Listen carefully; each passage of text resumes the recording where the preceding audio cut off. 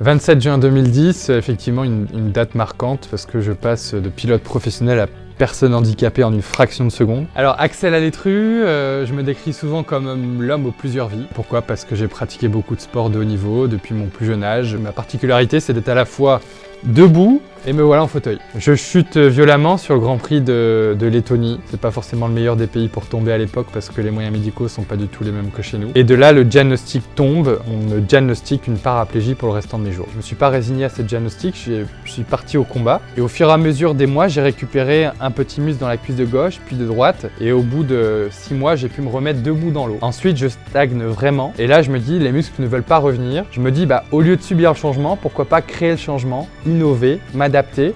Et avec un orthoprothésiste, ensemble, on va co-développer ce qu'on appelle un releveur en carbone pour tenir mes chevilles à 90 degrés. Et avec ça, au quotidien, je vais pouvoir faire énormément de choses, notamment du vélo, de la moto, pouvoir me remettre debout, remarcher. Mes attelles, aujourd'hui, ce sont mes jambes. Si je les enlève, je ne peux strictement rien faire.